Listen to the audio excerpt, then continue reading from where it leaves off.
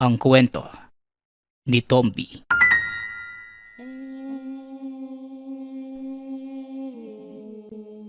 Ang kwentong ito ay hango sa totoong buhay.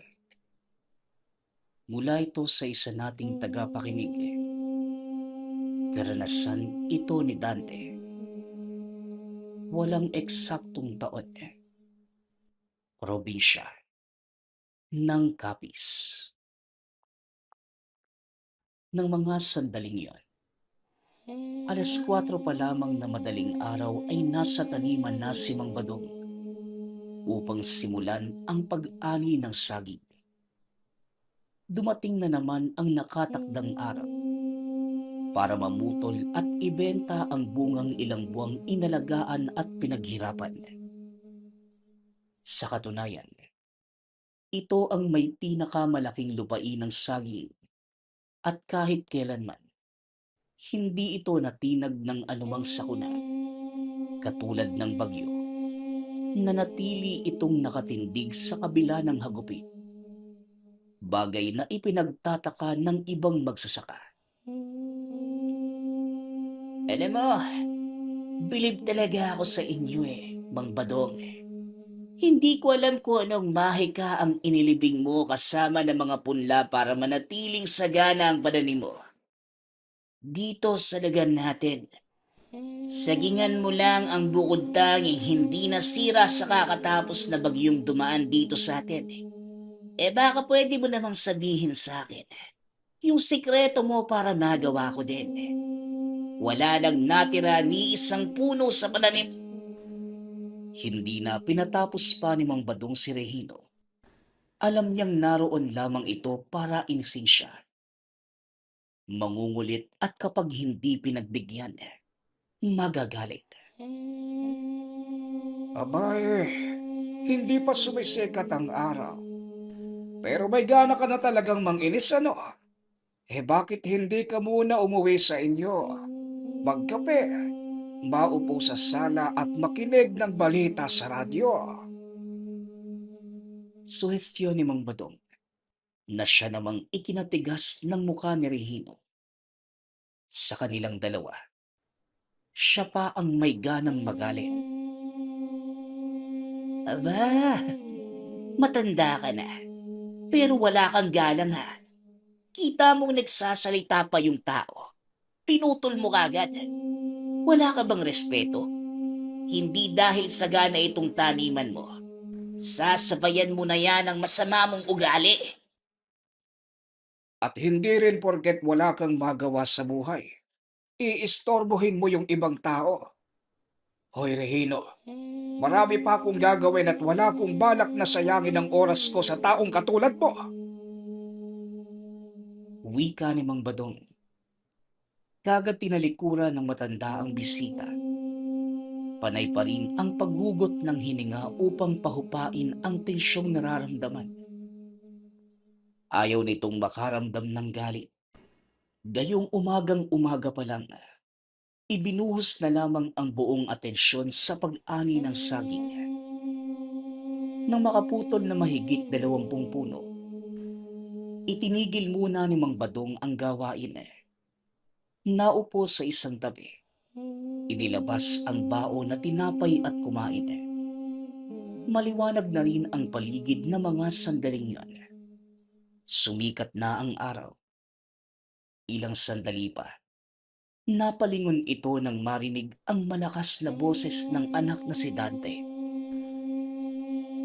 Tatay! Tatay Badong! Nasaan po kayo? Wika ni Dante. Napahugot na lamang ng hininga si Mang Badong nang makitang nagsisimula na naman ang anak. Likas itong mabiro kahit nasa seryosong sitwasyon. Hoy Dante, nandito lang ako. Umagang-umaga ginagambala mo yung paligid. Hinaan mo nga yung boses mo. Alam kong nakita mo nang nandito ako Sumisigaw ka pa. Ay, nandito lang pala yung gupito kong tatay. Ang dakilang si Badong. Isang magsasakang kinaiinggitan ng lahat. Sinabing manahimik ka Baka gusto mong itali kita kasama ng mga saging. Hoy Dante, huwag mo kong simulan ha. Maaga pa. Ito namang si tatay hindi mabiro. O ito, dinalhan kita ng kape mo. Nakita ko kasing nagbulsa ka ng tinapay. Siya nga pala tay, dumaan si Mang Gimo kanina lang. Ang sabi niya magpapahatid daw siya ng 2 buwig ng saging. Kung pwede, yung may hinog na sa susunod na araw. Nagbigay na rin ng bayad eh. At tinanggap mo naman kagad. Naku naman Dante, saka na lang sana. Hindi pa natin alam kung may bibigay tayo. Hindi pa mahihinog sa susunod na araw ang mga saging dito. Siguradong aabutin pa ng 5 araw o 1 linggo. Wala na tay. Ibinigay na eh. Alangan namang hindi ko tanggapin. Diba? Saka ako na yung bahalang maganap ng may bibigay kay Mang Gimo tay. Hoy Dante, huwag kang gumawa ng kalokohan ha. Alam ko na yan eh. Lalagyan mo ng pampahinog. Huwag mo talagang gagawin yan. Dahil ayaw ni Mang Gimo ng ganyan. Hindi ka na nadala noong nakaraan. Tay, wala namang pinagkaiba. Pareho lang namang mahihinog saka mas mapapabilis pa. Ay nako, huwag ka ng maraming sinasabi dyan. Tumulong ka na lang. Dalhin mo na sa bahay yung mga saging. Ingatan mo na hindi mahiwalay sa buwig. Buwig ang bibilangin ng suki natin mamaya. Wika ni Mang Batong. Nang makaalis na si Dante, ibinaling na matanda ang pansin sa paglilinis. Pinuputol niya ang mga tuyong dahon ng saging. Inalis na rin ang mga ligaw na damot halamang nakapalibot sa bawat puno. Habang ginagawa ito, napansin niya na merong umaaligid sa paligid. Pasimple niyang tinignan at nakita ang isang lalaki sa hindi kalayuan. Ito din yung lalaking madalas nakikitang pakalat-kalat sa lugar. Hindi niya ito kilala o maging ang kanyang anak. Wala ring kaide-ideya kung sino yon. Nang tumagal, napagpasyahan niyang lapitan para magtanong. Ngunit habang papalapit siya sa kinalalagyan nito, meron pang ibang nakapansin. Kakaiba ang bigat ng presensya ng lalaki. At nang sandaling matukoy ay kagad itong naging alisto. Magandang umaga, iho. Huwag mo sanang mamasamain yung aking katanungan. Ikaw ba ay merong hinahanap? Napansin din yun ng iba ko pang kakilala eh. Sino ka ba at anong pakay mo rito? Diretsahang tanong ni Mang Badong. Tumingin lamang sa matanda ang lalaki. Walang kaimo-emosyon. Hindi man lamang nagpakita ng interes sa usapan. Nang hindi pa rin ito magsalita makalipas ang ilang segundo, muli nang nagtanong ang matanda. Talaga bang wala kang balak sumagot o pipi ka lang? Iho, mas mainam nang magsalita ka para alam naming mga taga rito kung anong pakay mo. Hindi kami basta-basta tumatanggap ng panauhin na wala man lamang balak na magpakilala. Sa ginagawa mong ito, may tiyansang pag-isipan ka ng masama o hindi kaya pagkaisahan. Muling wika ni Mang Badong. Pilit hinuhuli sa salita ang lalaki. Ngunit kahit anong gawin niya ay nanatiling tikom ang bibig. Hanggang sa nainis na ang matanda. Kaya diniretso na lamang. Siguro, kapag sinabi ko kung ano ka, magsasalita ka na, no? Mabait akong tao, iho. Kaya kung pwede, magpakilala ka na. Kung ayaw mo man, umalis ka na bago ko pa maisipang iligpit ang katulad mong aswang. Banta ni Mang Badong. Dito natauhan ang lalaki. May emosyon na rin nabanaag sa muka. Takot. Nang walang sali-salita, Nagmamadali itong umalis, patakbong lumayo sa lugar. Napailing na lamang si Mang Badong habang tinatanaw ito. Napapaisip pa siya kung bakit nga ba lumitaw sa kanila ang taong yun. Nagsimula na ring makabuo ng samud-saring kaisipan sa posibleng pakay ng lalaki. Ngunit bago pa ito magsalita, dumating si Dante at may dala itong masamang balita. Tatay Badong, narinig niyo na po ba yung nangyari sa kabilang sityo? May natagpo ang bangkay malapit sa ilog. Si Lolo Tunying. Bangkay sa ilog. Si Tonyeg, sinasabi mo bang patay na siya? Paano? Kausap ko lang siya kahapon Pwede ba, Dante? Kung wala kang ibang maiisip, magtabas ka na lamang ng damo. Tatay, patay na po yung kaibigan yung si Lolo Tunying. Ang sabi sa nakakita ng bangkay, hindi nalalayong nakagagawan yun ng aswang. Maraming kalmot, may kagat, bakas na hindi gawa ng anumang hayop o tao, kundi ng aswang tay. Nagpantig ang tenga ni Mang Badong sa natinig. Hindi dahil sa nalamang patay na ang kaibigan, kundi sa salaring aswang. Iniwan na niya ang gawain at nagmamadaling nagpunta sa kabilang sitio upang masuri ang nangyari. Katulad ng sinabi ng anak, malamig na bangkay na lamang ang naabutan. Dahan-dahan ding dinurog ang kalooban. Dahil sa lahat ng taong nakilala, si Mang Tunying lamang ang namumukod-tangi sa lahat, sa kabutihan, kabaitan, at sa pagiging matalik na kaibigan. Kausap lamang niya ito kahapon. Nagkatuwaan pa sila ngunit ngayon, sumakabilang buhay na ito. Nakikiramay ako sa pagkamatay ng kaibigan mo, Mang Badong. May sasabihin po ko. Kagabi, bandang 12:00, naalimpungatan ako sa kakaibang ingay. Nakakakilabot nga Parang mabangis na hayop na sumisigaw. Natakot po ako kaya hindi ko na inalam. Isa pa, saglitan lang din yun Mga ilang segundo lang. Sa hinuha ko, Mang Badong, baka yun yung oras na inatake si Lolo Tonying ng isang nilalang. Marahil, aswang yun. Hindi nalalayong tama ka, Danilo. At kung sino man ang damuhong yon, hinding-hindi ko siya mapapatawad sa ginawa niya. Tama lang ho na gumanti ka, Mang Badong. Ang bait na tao nitong si Lolo Tonyi. Tapos namatay lang sa kamay ng isang aswang. Kahit ako man, kapag nakita ko yung hayop na yon, walang pagdadalawang isip ko yung papatayin. Wika ni Danilo. Katulad niya, yun din ang hinaing ng lahat. Hinikayat ni Mang Badong na ipaghiganti ang sinapit ng kaibigan.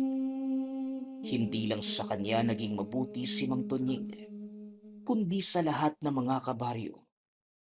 Tinawag pa itong lolo ng karamihan dahil sa magaan ang pakikitungo at parang lolo na rin. Dahil dito, unti-unti na rin nabuo sa kalooban niya ang ideyang magigante. Sa hindi inaasahan biglang naisip ni Mang Badong ang lalaki kanina. Nagmamadali itong umalis at bumalik sa sagingan. Nagbabaka sakaling makita. Hindi rin nabigo dahil naroon nga ito. Nakasandal pa sa puno sa pinakadulo. Akmang lalapitan na sana. Ngunit mabilis itong nakalayo. Hindi na rin nasundan dahil dumating ang humihingal na si Dante. Si tatay naman, daig pa yung kabayo sa bilis ng pagtakbo. Ano ho bang naisip niyo at bigla-bigla na nang kayong umaalis? Ang hirap niyo pang habulin. Tignan mo, nawala na. Bakit ba kasi sunod ka ng sunod sa akin? Hindi ba pwedeng mapirmi ka lang sa bahay? May hinahabol akong tao na nang dahil sa'yo. Hindi ko na naabutan pa. Wika ni Mang Badong na sinusuri ng tingin ang buong taniman. Sino ho ba kasi hinahanap niyo, tay? Saka bakit niyo naman hahabulin? Naglalaro ba kayo ng habulan? Ikaw ba yung taya? Ikaw talagang bata ka. Puro ka na lang kalokohan. Ang hinahabol ko ay ang posibleng sanarin sa pagkamatay ni Tonyeng. Nararamdaman ko, aswang ang taong yon. Ilang araw na siyang nakamanman sa lugar natin. Kinakailangan ko siyang mapigilan bago makagawa ng kung ano-ano. Yung lalaki po ba na pabalik-balik dito sa atin? Tatay, hindi naman ho yun aswang eh. Nakita ko kausap yun ni Mang Ramon. Siguro, nautusang magbantay. Don Ramon, sinasabi mo bang tauhan yon ng hambog na yon? Kung ganun man, hindi na sa kung saan-saan. Hindi rin ako kumbinsido na hindi yon aswang. Nararamdaman ko ang kaniyang presensya. Ay nako, yan ka na naman tay sa pakiramdam mo eh. Alam kong nabiyayaan ka ng mutya ng kalikasan. Pero hindi mo ba naaalala na minsan ka rin nagkamali dahil sa puro kahinala? Lahat ng mapupuntang tao sa lugar natin na hindi pamilyar sa'yo, pinaghihinalaan mong aswang. Tatay, baka kapag nagkataon, mapasok ka pa sa gulo dahil dyan. Natahimik si Mang Bado. Tama ang anak. Minsan na itong nagkamali dahil sa padalos-dalos na kilos. Ngunit para sa lalaking umaaligid sa kanilang lugar ngayon, sigurado ito. Magmula nang magkamali ay tinitiyak niyang hindi na mauulit pa. Naging maingat na rin at pinapakinggan ang pakiramdam bago mag-isip ng kung ano. Dante, ang lalaking yon ay isang aswang. Maaring nagkamali ako noon, pero hindi na ngayon. Ang hiling ko lang sa'yo ay tulungan mo kong mahuli siya. Kasalanan mo naman kung bakit hindi ko nahabol eh. Bigla ka na lang sumisingit. Aray, ang sakit naman ng kaltok niyo ah. Pero pwede bang saka na natin isipin yung lalaking yun? Umuwi na muna tayo ng bahay. Nagugutom na ako tayo eh. Abay, kakakain mo lang kanina ha. Kakain ka na naman. Kaya ang taba-taba mo dahil puro pagkain lang yung naiisip mo. Diyos mio. O sige, dahil hindi na rin natin mahagilap yung lalaki, umuwi na muna tayo. Kailangan ko ring magpalit dahil nangangamoy pawis na ako. Nangangamoy ka naman talaga tay. Hindi lang amoy pawis. Amoy matanda. Tapos amoy lupa pa. Aba, gusto mo yatang mapalo kita eh. Halika, lumapit ka na makatikim ka, Dante. Wika ni Mang Badong. Kumaripas ng takbo si Dante habang natatawa sa sinabi. Humahabol naman si Mang Badong na bahagyang sumama ang pakiramdam sa nadinig. Hindi na bago sa kanya ang panunukso ng anak at isa ring biro ang paghabol niya rito para mapalo. Pasado 11:00 nang magsidatingan ang mga suki na silang bibili ng saging. Humapol pa ng pumumutol si Namang Badong at Dante dahil kinulang ang naunang naani. Dinagdagan pa nila dahil nalalapit na ang mahal na araw kung kailan malakas ang bilihan nito sa palengke. Habang abala sa gawain hindi nakaligtas sa paningin ito ang muling paglitaw ng lalaki. Pero sa pagkakataong yun, may kasama itong dalawa pa. Dahil sa pagtataka, minadali na ni Mang Badong ang pag-asikaso sa mga suki upang harapin ang nasabing grupo. Nang matapos na ang lahat, hindi na sila nag-aksaya ng oras ni Dante. Tatay Badong, parang kakaiba yung isang lalaki oh. Taba ka nga po. Aswang nga yung isa. Wika ni Dante nang mapuna ang lalaki matapos makaharap sa malapitan. Sa puntong ito, hindi tumakbo ang tatlo. taas noong nakatindig habang pinapasadahan sila ng tingin sa nakakainsultong paraan. Hoy bata, huwag mo kaming matignan ng ganyan ha. Baka inaakala mo magiging mabait kami ni tatay dahil mas matanda kami sa inyo. Wala kaming pinapatawad kahit napaslit kapag nagiging bastos ang pakikitungo. Ano naman no? Baka gusto mong balian kita ng buto ngayon din. Kung inaakala niyong magiging mabait kami, pues nagkakamali kayo. Hindi na mabilang sa daliri yung naitumba namin, baka dumagdag pa nga kayo eh. Kung baliin ko ngayon din yung maliit mong daliri, kumakaasta ka, parang ang laki mong tao. Kung tutusin, hanggang balikat nga lang kita eh. Unano. Hoy, panahimik ka kung ayaw mo makatikim ng kamao ko. Tuturugin kita eh. Isa ka pa, dudurugin. Ikaw pa nga yung madudurog sa ating dalawa eh. Kaliit-liit yung mga taong lalakas ng tama nyo. Tatapang-tapangan ba kayo? Tama na yan. Ano bang ipinunta nyo rito sa lugar? At ikaw, bakit ka tumakbo kanina noong kinakausap kita? Nagbalik ka pa at nagdala ng mga asungot. Anong asungot? Kami ba yung tuntukoy mo, tanda? Sino pa ba? Tignan nyo yung mga mukha nyo. May laway pa nga eh. Kakagising nyo lang yata eh. Aba, mayapang mo ah. Halika rito, suntukan tayo. O sige, tara na. Ang unang matumba, talo. Tama na yan, Dante. Huwag mo nang patulan yung mga yan. Wala ka ring ipinagkaiba sa kanila kung sasabayan mo yung pagiging masagulero. Seryosong usapan na. Sino ba kayo? At anong pakay nyo sa lugar namin? Mahabang katahimikan ang pumagitna bago nagsalita ang ikatlong lalaki, ang may lahing aswang. Inutusan kami ng amo namin. Bibilhin niya ang lupa niyo sa halagang hindi niyo maaaring tanggihan. At sino naman siya para sabihin niya? Hindi ko kailanman ipinagbibili ang lupang minana pa sa aking mga kaninuninuan. Kung sino man ang amo niyong yan, balikan mo at sabihin hinding-hindi ko ibebenta ang lupain ko. Oh, ano pang hinihintay niyo? Magsuwi na kayo at pakisabi sa asumot niyo ring amo na wala siyang makukuha sa amin. Sa iba na lang siya kamo bumili.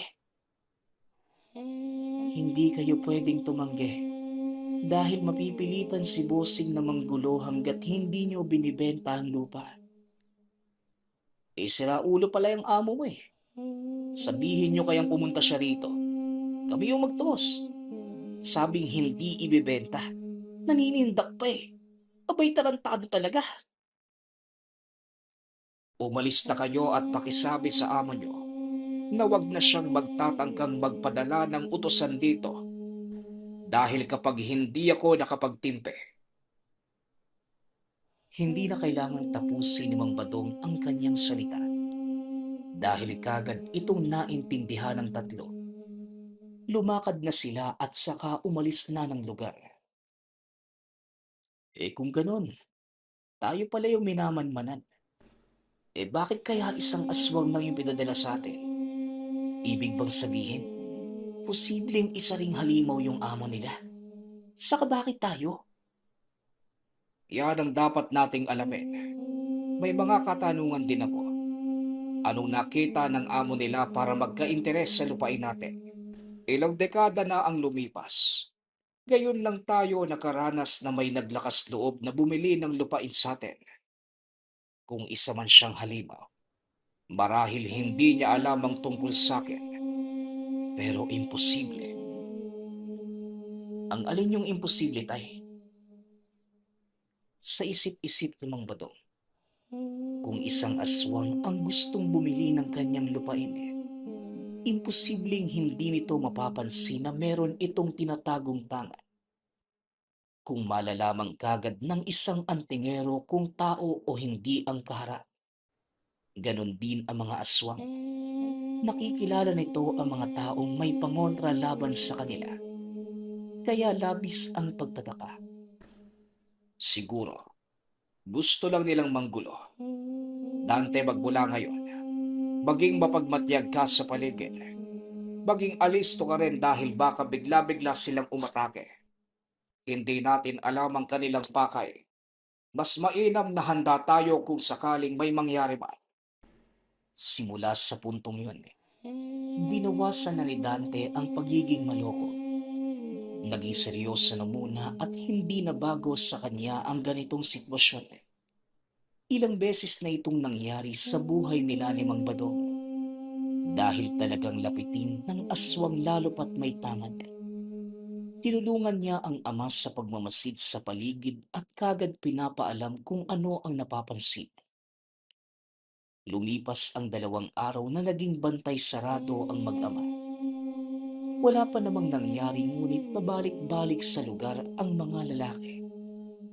Hanggang sa palitan ng salita lamang din ang kanilang magagawa dahil hindi naman mga aswang.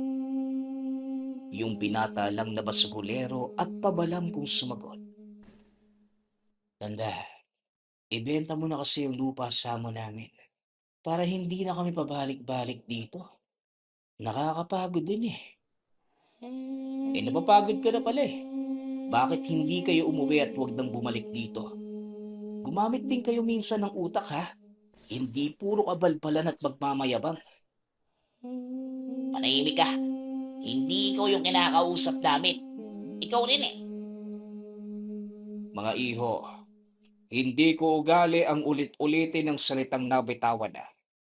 Alam kong malinaw niyong narinig ang sagot ko noong nagtanong ang inyong kasama kaya magsiuwi na kayo. Naaalibadbara na ako sa pagmumukha niyong dalawa eh. Bakit ba kasi ayaw niyong ibenta? Malaking pera naman yung ibabayad ni Bossing. Hindi lang lupa ang mabibili niyo sa halagang matatanggap. Makakapagpatayo rin kayo ng magandang bahay, mga hayop na maaalagaan, sasakyan o kung ano-ano pa man. Kung sabihin niyo yan sa magaling niyong amo, hindi yung kami yung piniperwisyo niyo. Sa sino ba yung bossing niyo na yan? Hindi namin maaari sabihin kung sino. Dahil ang inutos lang sa amin, kumbinsihin kayong ibenta yung lupa niyo. Magsiuwi na kayo. Wala kayong mapapala sa amin. Huwag na rin kayong bumalik dahil hindi na magbabago ang pasya ko. Kagad pinagsarhan ng pinto ni Mang Badong ang 2 binata. Kaninang umaga pa nag-uusap. Gumabi na lamang ay hindi sila tinantanan. Kahit hindi na nila hinarap, patuloy pa rin ang pangungulit ng mga ito.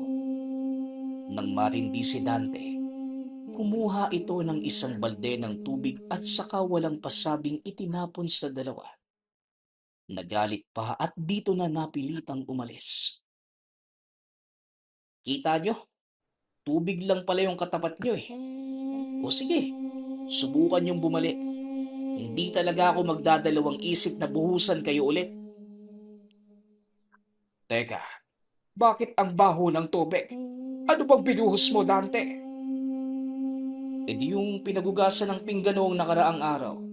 Nakalimutan kong itapon kahapon eh. Ngayon lang. Ay, naku, talagang bata ka. Buhusan mo nga ng sabon. Ang tindi ng baho eh. Kagad namang sumunod si Dante. Inasikaso ang paglilinis ng nangangamoy na tubig. Habang ginagawa yon, sa labas, napansin niya na may tao sa sagingan. Hindi pinansin noong una sa pag-aakalang napadaan lamang. Ngunit nang naroon pa rin ito sa sumunod na sandali, dito na siya naghinala. Tinawag niya ang ama at sabay silang nagpunta roon. Madilim sa bahagi ng sagingan dahil sa matatayog na puno at nagkakapala ng mga dahon. Natatabunan ang liwanag ng buwan kaya't hindi namukaan ang lalaking kaharap. Sino ka ba? Anong pakay mo rito? Wala kang dalang patalim o sako. Hindi ka naman siguro magdanakaw, ano? Hindi ito sumagot. Nakatayo lang habang palipat-lipat ang tingin kina Mang Badong. Ilang sandali pa, umalingasaw na sa buong paligid ang matinding amoy.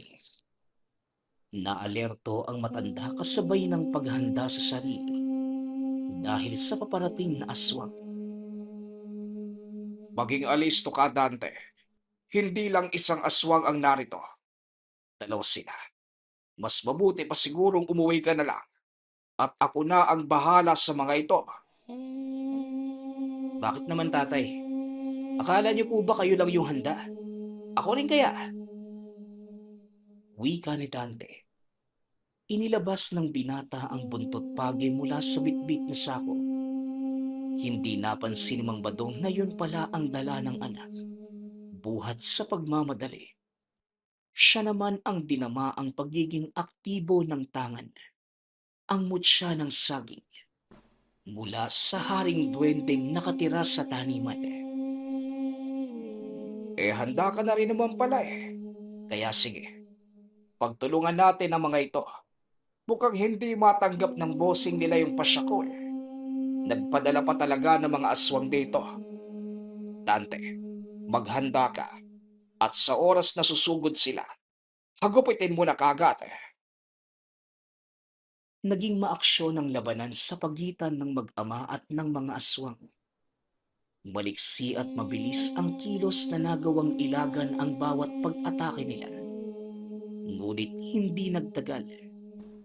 Natamaan din nila ang mga kalaban. Hindi sila tumigil sa paghagupit hanggat nabubuhay pa ang mga ito. Ilang sandali pa, nakahandusay na lamang ang mga ito at duguan. Halos lumabas na ang lamang loob sa laki ng sugat sa tiyan. May hinang nila lang naman pala ang mga ito eh. Hindi naman pala uubra ng ilang oras. May gana pang lumusog dito. Pero sayang lang. Pinuhay sana natin yung isa para matanong kung sino ang nagpadala sa kanila. Hindi na bali, tay. Nakakasiguro naman ako na hindi lang yung dalawang to yung huling aswang na pupunta dito. Kung interesado sa lupa natin yung amo nila, malamang magpapadala pa yun ng alagad. Ang tanong lang talaga, sino naman? Saka na natin isipin ang bagay na yan. Iligpit muna natin yung mga bangkay bago pa malaman ng mga kapitbahay. Kapag nagkataon, may usap-usapan na namang kakalat. Alam mo naman yung mga tao rito. Nakakita lang ng kung ano marami ng sinasabi. Nagukay sila sa pinakadulong bahagi ng kanilang taniman. Itinambak doon ang mga bangkay at saka sinunog. Hindi nila iniwanan hanggat hindi nagiging abo ang bawat buto ng napuksang nilalang. Kinabukasan, naging abala si Mang Badong sa pagsusuri sa pananim. Nililinis at inaalisan ng mga tuyong dahon na itinambak doon sa hukay na pinagsunugan ng katawan ng aswang. Sa kalagitnaan ng trabaho, dumating ang matagal nang hindi nakikita na kapatid, si Mang Dionisio. Nisyo, ikaw ba talaga yan? Apat kay tagal na ng panahon noong huli tayong nagkita ha? Kumusta ka na? Saan ka ba nakatira ngayon? Bakit ngayon ka lang nagpakita? Aba, hinay-hinay lang sa pagtatanong, Badong. Baka hindi ko masagot lahat sa dami. Doon tayo sa bahay mag-usap. Nang makapagmerienda na rin tayo. At sakto ay may dala kang tinapay. May kape naman sa bahay eh. Naging masinsinan ang pag-uusap ng magkapatid. Mula sa simpleng kamustahan ay nauwi sa seryosohan. Hindi nakisali si Dante dahil sa mahalagang usapin ang naungkat. Binalikan ni Dionisio ang napagkasunduan ng kanilang ama at ng isang negosyante tungkol sa pagbebenta ng lupain noon. Hindi ito natuloy sa hindi malamang dahilan. Huwag mong sabihin sa akin na may kinalaman ka sa pagpapadala ng mga tauhan dito para sindakin kami ni Dante. Dionisio, magsabi ka nga sa akin ng totoo. May kalokohan ka bang pinasok ngayon? Anong pagpapadala ng mga tauhan dito? May nanggugulo ba sa inyo? Meron. At hindi lang ordinaryong tao. May lahing aswang. Kamuntikan na nga kami kagabi. Mabuti at nagawa naming labanan. Ano ka mo? Paano? Wala naman yan sa usapan namin eh. Usapan niyo. Ah, may kinalaman ka nga sa bagay na yon. Hindi ko alam na magagawa mong ipagkalulo sa masasamang nilalangang kadugo mo. Isa kang traidor. Hindi lang sa lupain ang angka natin, kundi pati na sa akin na kapatid mo at kay Dante na yung pamangkir. Teka lang ba, Dok? Huwag kang magalit sa akin. Huwag kang mag-alala. Kakausapin ko si Bossing ng tigilan na kayo. Hindi bali na. Ngayon na alam na namin na isa kang traidor. Hindi lang sa aswang na ipapadala rito kami mag-iingat, kundi pati na rin sa'yo. Mas mabuti pang umalis ka na bago pa ako makagawa ng kung anong kasamaan sa'yo. Banta ni Mang Badong. Sinubukan pang makiusap at magpaliwanag ni Mang Dionisio. Ngunit hindi na nakinig si Mang Badong. Hindi niya lubos akalain na magagawa yon ng kapatid sa kanya. Noong nabubuhay pa ang ama, alam niyang may kinausap itong negosyante na siyang bibili ng lupain. Napilitan lamang sa pasya dahil naging maselan ang pagbubuntis ng ina at kinakailangan ng halaga para sa ospital.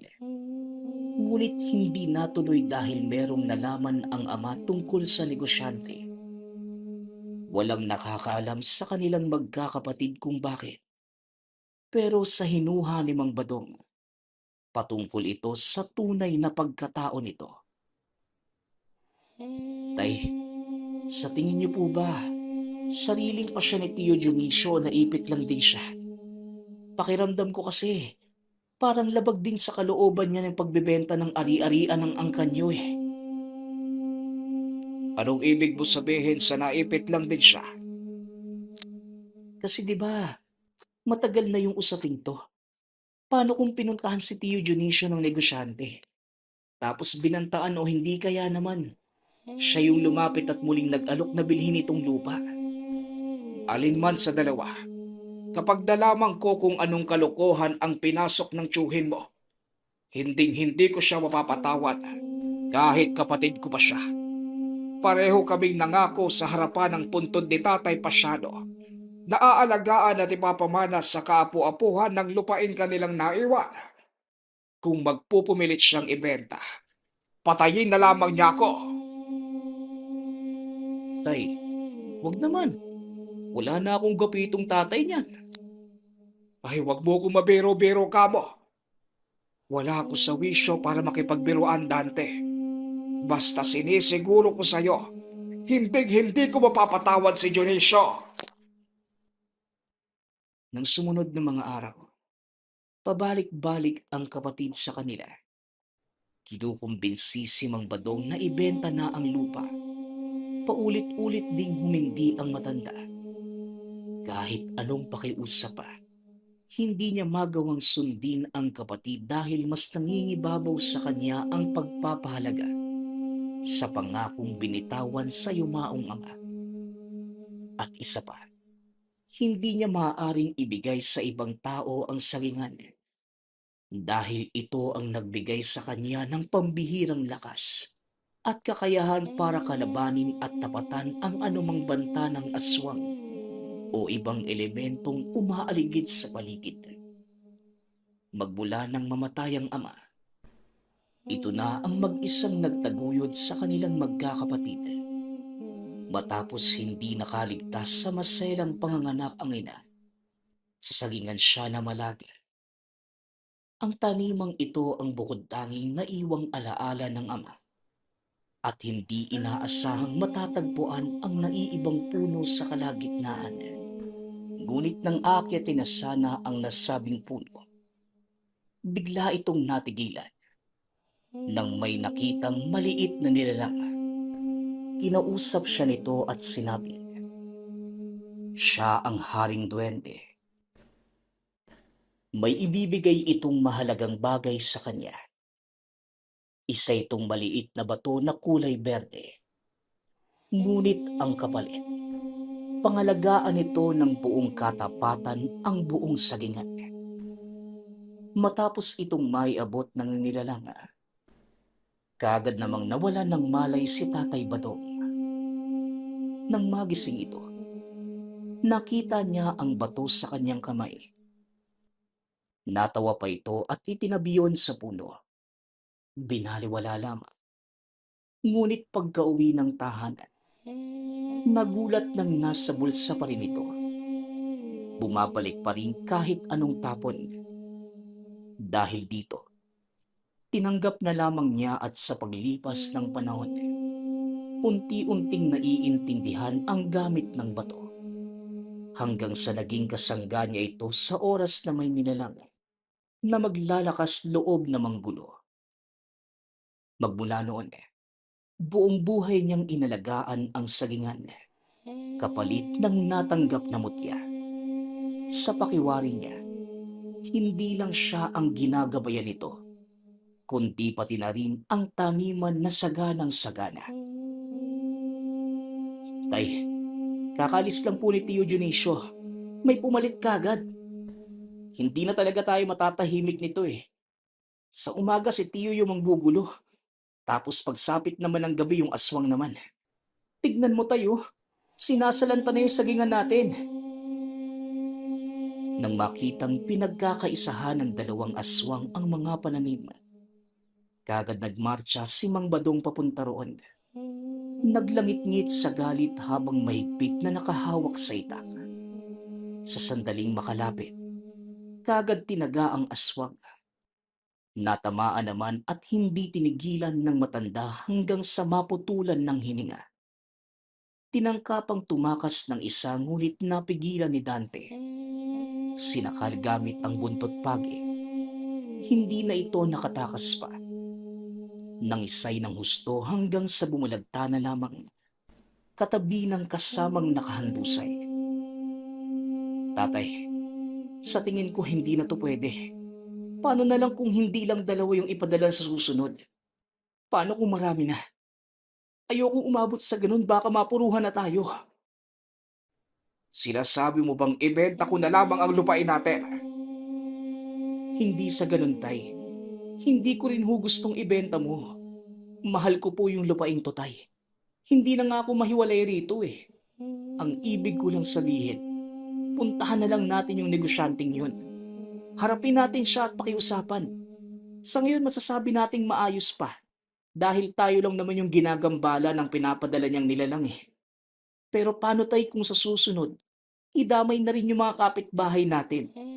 Malaking problema kung ganun. Tatay Badong, alam kong hindi mo rin nais na may ibang madamay. Wika ni Dante. Sang-ayon naman si Mang Badong sa sinabi ng anak. Kaya nung sumunod na araw, naghanda na ang mag-ama sa planong pagharap. Nang dumalaw muli ang kapatid na si Mang Dionisio, sinundan nila ito sa pag-uwi. Dito nila nakilala si Don Ramon, isang tanyag na negosyante sa lugar noong kapanahunan ng kanilang mga magulang. Maraming usap-usapan patungkol sa Don. Nasangkot ito sa iba't ibang lihim na krimen. Ngunit dahil walang sapat na ebidensya, ang pinakamalala sa lahat ay ang bali-balitang may nakakita rito na nag-anyong aswang. Wala nga lang naniwala dahil nagsabi ay si Moyang, isang baliw. Ngunit matapos lumaganap ang usaping yun, hindi na muli pang nahagilap si Moyang. Pagkarating sa pabrika ni Don Ramon, hindi muna sila sumugod kagad dahil sa dami ng nakapaligid. Isa pa, wala rin naman sa planong lumusob. Aalamin lang kung sino ang negosyante para malaman ang susunod na gagawing hakbang. Tatay, sayang naman. Sana pinuntahan na natin yung dun eh. Malay natin madadaan pa pala sa usapan. Hindi, Dante. Kilala ko na si Don Ramon noong kabataan ko pa. Matanda lang siya ng 20 taon sa akin. At simula noong magkabuwang ako, nadidinig ko na ang pangalan niya. Hindi siya madali pakiusapan. Isa itong malupit at marahas. At ngayong klaro na sa akin ang tunay niyang katauhan. Isa palang aswang ang hayop na yan. Napansin ko nga rin yan, tay. Ang inaalala ko pa, si Tio Dionisio. Paano kung saktan siya ng Don? Paano kung madali siya nun? Isa pa yung tsuhimbong yan. Ngayong matanda na saka lang tumigas ang ulo. Tatanga-tanga pa rin. Kakampi na nga lang. Sa aswang pa talaga. Nasa talampakan yata yung utak dun eh. Nakakagalit naman po talaga yung ginagawa ni Tio, tay. Pero hindi po ba dapat muna nating alamin kung sino yung may gustong maibenta yung lupa? Siya ba o yung negosyanteng si Don Ramon? Kamuntika nang makalimutan ni Mang Badong ang bagay na yun. Mabuti na lamang ay pinaalala ng anak. Dahil kung hindi, baka sa susunod na pagkikita nila ng kanyang kapatid, may pisikalan ng mangyari. Galit na galit ito kay Dionisio, ngunit dapat munang alamin kung ano ang totoo. Hinintay muli ang pagdalaw ng kapatid. Ngunit lumipas na lamang ang 3 araw. Wala itong paramdam. Hindi na rin nagpadala ng aswang si Don Ramon. Naisip ni Mang Badong na baka ito na ang umayaw matapos ilang ulit na hindian. Dahil dito, ibinaling na lamang ang atensyon sa gawaing sasagingan. May bunga na maaaring anihin at may suki na rin naghihintay. Pasado 8:00 nang matapos ang pamumutol. Hapon na rin nang magsimula dahil hindi nakapagsabi kagad ang suki. Hinahakot na lamang nila Dante ang mga buwig papunta sa bahay upang maiayos sa lagayan. Nang isang buwig na lamang ang natira, si Dante na ang kumarga. Niligpit na lamang din ni Mang Batong ang mga patalim na ginamit. Ngunit bago matapos, bigla itong napalingon ng may kung anong dumaan sa likuran. Tumindig kagad ang mga balahibo. Naging aktibo din ang tangan. May nakikita itong figura na palipat-lipat sa mga puno ng saging. Matindi ang pag-alingasaw. Kahit siya ay halos maduwal. Tay, ayos lang po ba kayo? Ang baho ah. Aswang yun sigurado ko. Pati si Dante, naalerto ng maamoy at makita ang figura sa unahan. Humablot na rin siya ng patalim. Tay, uuwi na muna ako ng bahay ah. Kukunin ko lang yung buntot pagi ko. Sa pag-alis ni Dante, saka naman umatake ang aswang. Dire-diretso ito sa pagsalakay kay Mang Badong. Naging handa naman ang antingero na tinapos kagad ang buhay ng nilalang.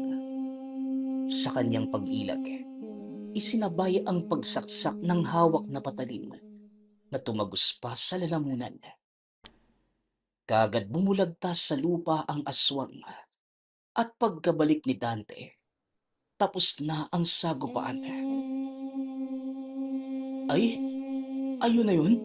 Tapos na kagad? Kakabalik ko lang eh. Tatay naman hindi man lang ako hinintay. Nakasilip na ako ng pagkakataon na tapusin kagad ang isang to. Kaya ginawa ko na. Alam nga namang patatagalin ko pa kung pwede namang tapusin na. Kumuha ka na lamang ng pala para mailigpit na natin yung katawan. Naging tagaligpit pa tayo nito eh. Jesus Mariose. Pagkatapos mailigpit ang katawan ng aswang, may nadinig na naman silang sigaw mula sa kung saan. Humihingi ng saklolo. Base sa ingay, parang hinahabol ito ng kung ano. Takot na takot. Dante, Iuwi mo na itong mga gamit sa bahay. Ako na lang ang aalis para alamin kung ano ang ingay na yon. Magpahinga ka na rin at huwag nang sumunod. Dali-daling pinuntahan ni Mang Badong ang pinagmula ng sigaw para sumaklolo. Sa kakawyan, malapit sa ilog natagpuan ang babaeng natatarantang tumatakbo, palayo sa humahabol na aswang. Kamuntikan pa itong madali. Mabuti na lamang naabutan niya at naipagtanggol. Ngunit dahil napunta sa madilim na bahagi, hindi na natapatan pa ang lakas ng nilalang. Tumilapon ito at nahirapang bumangon matapos tumama ang likod sa malaking bato. Nataranta na rin nang makitang papalapit na ang aswang. Mabuti na lamang, naroon ang anak na si Dante. Nakagad sinakluluhan ang ama bago may mangyaring masama. Ikaw aswang ka, dadaan ka muna sa akin bago mo masaktan ng tatay ko. O ano, aaray-aray ka ngayon ano? Ito po! Wika ni Dante na walang tigil sa paghampas ng nilalang. Kinabukasan, maagang nag-ayos sina Mang Badong at Dante para puntahan si Don Ramon. Ngunit hindi na nagawa pa dahil dumating si Mang Dionisio kasama nito. Tatay, di na po pala kailangan eh. Siya na mismo yung lumapit sa atin. Wika ni Dante nang makita ang dalawang panauhin. Nagmamadali namang lumabas si Mang Badong upang malaman ang sinasabi ng anak.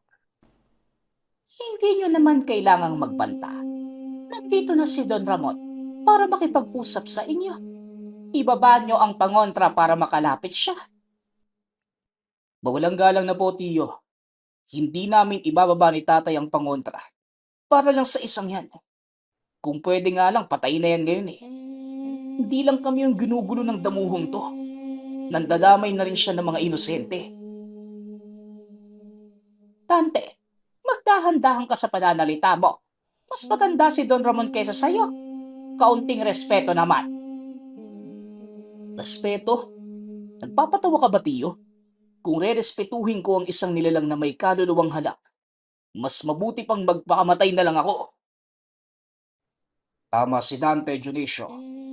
Sa kapano ka naging maamo sa hayop na yan? Alam mo kung anong klaseng tao siya. Pero bakit parang mas iginagalang mo pa kaysa sa amin na yung katugo? Binantaan ka ba niya? Wala namang ibang gusto si Don Ramon kundi bumili ng lupa. Natin ang napili niya dahil malawak at sagana sa pananim. Nais niyang mapalawak ang kanyang negosyong hawak, kaya naman pumayag ka na. Makatama naman ang presyong ibibigay niya sa atin. Patayin mo na lang ako, Dionisio. Kailanman hindi ko ibibenta ang lupa ng ating angkan. Ito, patayin mo na lang ako. Inilapag ni Mang Badong ang kutsilyo. Hindi yon inaasahan ni Mang Dionisio.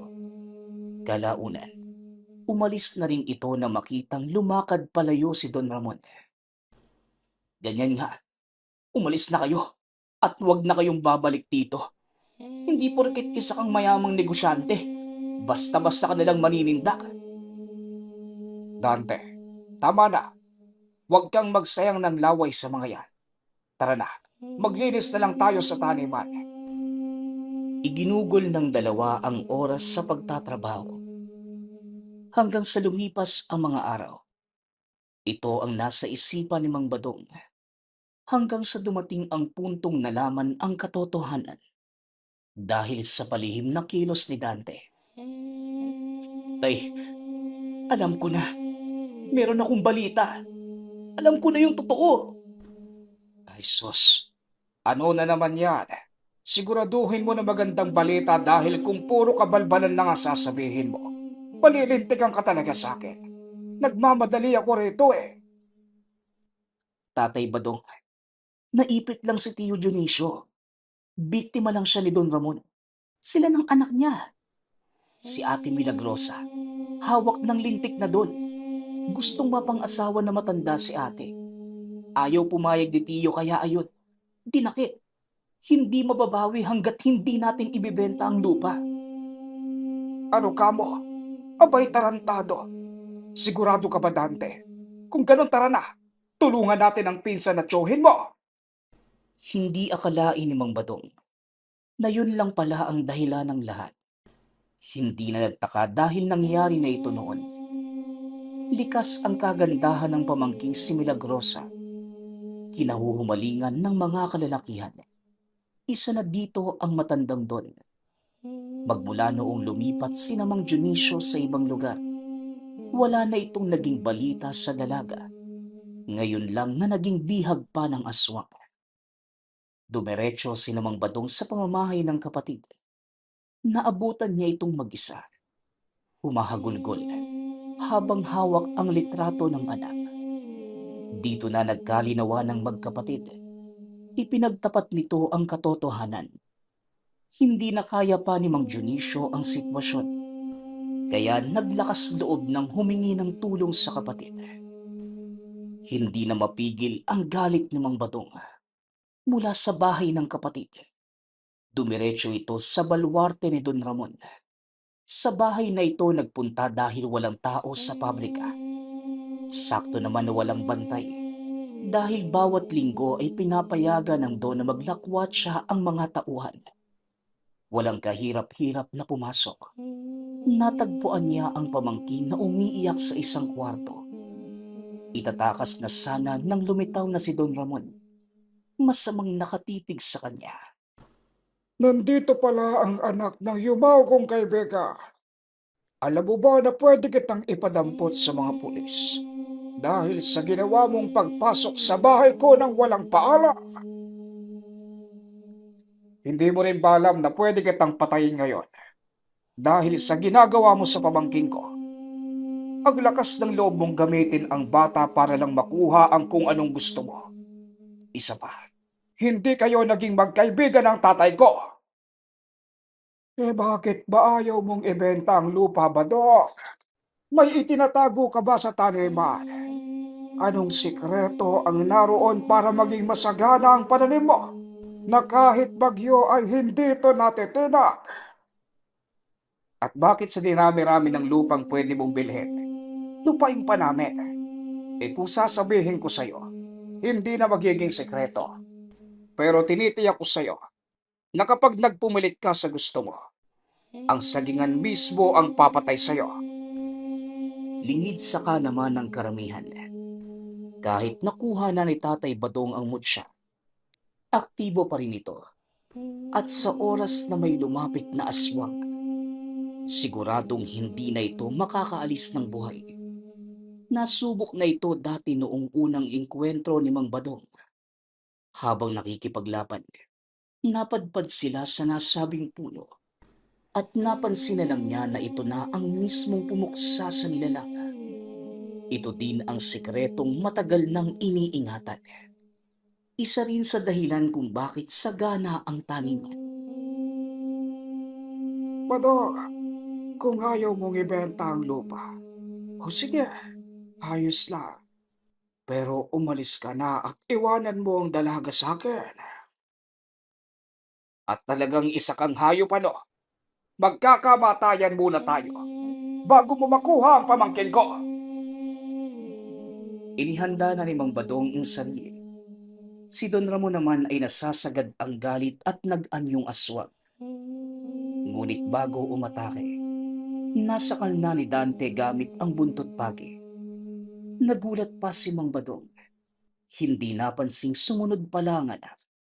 At bago pa makawala ang aswang, tinagana na matanda hanggang sa paulit-ulit na tumagos sa katawan ng patalim. Hindi na rin nila pinatagal. Kagad sinunog ang bangkay sa mismong tahanan. Saka lang iniwanan na maging abo na maging ang buto. Dionisio, kukup-kupin ko si Milagrosa.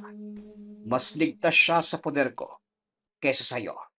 Hindi mo nga nagawang ipaglaban sa doon na yun eh. Nasa lahi naman natin yung pagiging palaba. Pero mukhang ampong ka yata. Kung aampunin mo si Milagrosa, isama mo na rin ako. Hindi ko rin gustong maiwan dito. Ayaw kong mag-isa. Ang sabihin mo, Tay, Hindi ka na naman nakapagbayad ng upa. Ilang buwan mo na bang hindi nabayaran? Pabalik-balik na nga si Aling Purisima eh. Kita mo na. Bakit ba kasi umalis ka sa atin? Ang daming problema magmula noong lumipat kayo. Pati yung bata nadamay pa. O siya, mag-impake na kayong dalawa nang makauwi na tayo. Dahil sa nangyari, bumalik na sa poder ni Mang Badong ang kapatid at ang pamangkin. Magmula rin nang mawala na si Don Ramon, wala nang nanggambala sa kanila. Hindi na rin ang gulo ang mga aswang sa lugar na hindi maitatangging mga aswang din. Ang huling balita nila dito, nagsialisa na ang mga ito matapos malamang patay na ang kinikilalang amo. Nagsara na rin ang pabrika at natigil ang lahat ng negosyo. Iginugol ni Mang Badong ang lahat ng oras sa pag-aalaga sa sagingan. Hindi lang si Dante ang katuwang ng mga oras na yon. Nadagdagan pa ng miyembro ang pamilya. Napabilis ang mga gawain dahil marami ng katulong. Ngunit sa kabila ng pagkawala ni Don Ramon, meron pa ding aswang na naliligaw. Napapaalis din kagad dahil sa mabilisang pagresponde ng mag-ama. Sa umaga naman, iba ang problema na kinakaharap dahil sa katulad ni Regino na masyadong perwisyo sa buhay ni Mang Badong. Ngunit sa tuwing nangyayari ito, napapangiti na lamang si Mang Badong. Tinatapik ang balikat ng anak, saka sinasabihang tumulong na lamang sa mga gawain. Kahit kay Dante, hindi niya pwedeng sabihin ang tungkol dito dahil hindi marunong magtago ng sikreto ang anak. Saka na lamang kapag pwede na. Sa ngayon, ang mabilisang pagresponde sa nangangailangan ang pinagtuunan ng pansin. Nagpapasalamat nga pala ako sa lahat ng sumusuporta sa ating channel. Nawa ay patuloy niyong suportahan at pakinggan ang ating mga kwento. Hanggang sa muling pakikinig. Paalam.